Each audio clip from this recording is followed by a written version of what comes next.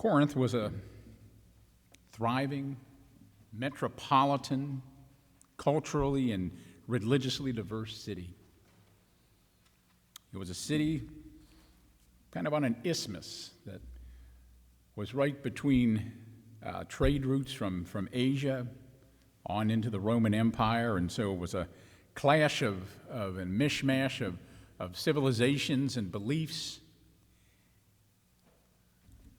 And in that city that had so many different beliefs and so many people and so many cultures and so many temples, there was that one small congregation that Paul helped found. And a few years after its founding, Paul writes back to this congregation. And like most churches, they found themselves at odds.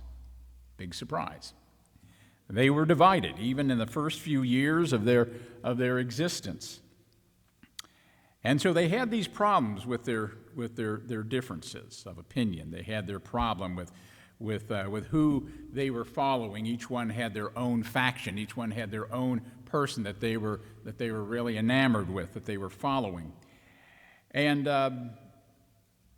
trying not to be overwhelmed by the pagan and secular society that they found themselves in.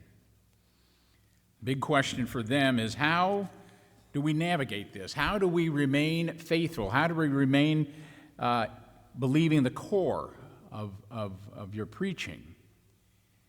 Sounds awfully familiar to Christians today. We find ourselves in the same thing. But Paul, as he talks to them, writes to them, he boils it down, the essence of the message that means everything, to two words. Two words that encapsulate the gospel and God's great plan for all humanity. Christ crucified. Those two words fully explain the depths of God's love. Those two words reveal God's great plan of salvation. Down for us, doing for us what we could never, ever do for ourselves. All of it, beyond human understanding, beyond human wisdom. Because at the center of this, Christ crucified, is the cross. The cross, of course, not the symbol, not the ornament, not what we see hanging around our necks or what we carry in our Bible cases, but the old rugged cross, that most horrible and painful instruments of suffering and a slow, anguishing death. We seem far removed from all of that. I don't think any of us have ever witnessed anyone being crucified. But in Paul's day, many of the people that he wrote to probably had witnessed somebody die on the cross, probably had seen someone there hanging on that cross, naked and suffering for all the world to see. An example, the very emblem of suffering and shame. And to the world, the cross at that time was a symbol of horror. It was a symbol of condemnation. It was a symbol that only the convicted and the worst of sinners would be inflicted. It was the very symbol of defeat and humiliation. The cross was anything but love and victory. No, people have seen in the ancient world literally millions of people die on the cross. Criminals and rebels, blasphemers. And as they watched them die on the cross, each death, horrible and meaningless, dying in their own guilt. And yet on this cross that Paul speaks of, on this cross hangs not the guilty, but the innocent, the sinless, the most precious being in all of God's creation, his own Son. And it's this death on the cross, one of millions, and yet this one death on the cross changes everything, fundamentally shifts the course of human history, fundamentally reshapes the whole relationship between God and humankind. This death on the cross is a sacrifice for the guilt and corruption of all humankind. It is God's unconditional pardon. You see, over the span of human history, ever since we were kicked out of the Garden of Eden, we've always kind of had that sense of not knowing where we were going, not knowing who we were, but always searching.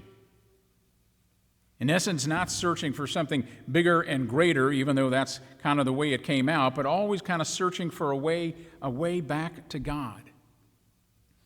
And that search has been mankind's search, humankind's search for millennium. And the search for each one of us, even to this day, searching for God. Now, we've tried to do it through a lot of different ways. Tried to do it through religion. We thought that if we could just appease God or pray to God more or practice more religious ceremonies, that somehow we would find that comfort, that home again. And we've tried by wisdom, by knowledge. And indeed, we've gotten to the point where we can have the whole sum, virtually, of human knowledge carried with us on our phone. But we find the reality is that the more we know, the more knowledge we are open to and have available to us, the dumber we get. And then, of course, we try to find our way back and try to find purpose in our lives through power and achievement, through building something that will last, that will leave behind. And yet, at the end of all of this, none of it brings us any closer to God. In fact, to be truthful, all the religion, all the wisdom, all the pursuit of power and achievement, all that we have made in humankind has in fact served to separate us and alienate us all the more. But none, as I say, has brought us back. But God so loved the world that he gave his only Son. God reached down in his great love and put that precious child of his on the cross that we might come back.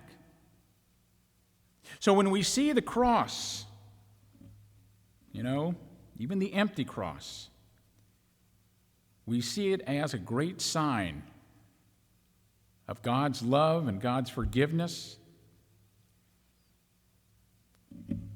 And so that's it.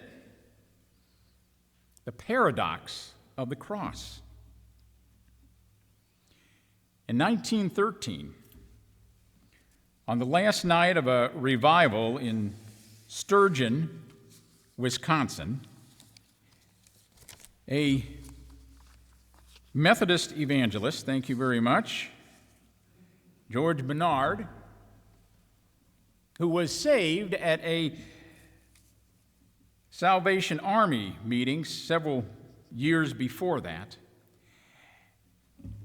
stood before that great crowd that night in January of 1913 to sing a song, a duet with his partner that he had started writing, both words and music, much earlier in 1912. And the song that he sang that night was The Old Rugged Cross. The Old Rugged Cross was a beautiful song, as I say, of the paradox of the cross. It talks at every verse about the reality of the cross, the worldly horror of the cross, but also the devotion of what God has done on the cross. On a hill far away stood an old rugged cross, the very emblem of suffering and shame. But he says, I love that old cross, where the dearest and the best for a world of lost sinners was slain. The song was completed and first published in a book, or a songbook, by George Bernard called The Heart and Life Songs of the Church, Sunday School, Home, and Camp Meeting. But the song probably would have just languished there as just another good song to sing at revivals. But it went, as we say today, viral when it was picked up and became the theme song of the evangelist Billy Sunday, who took that song all around the world.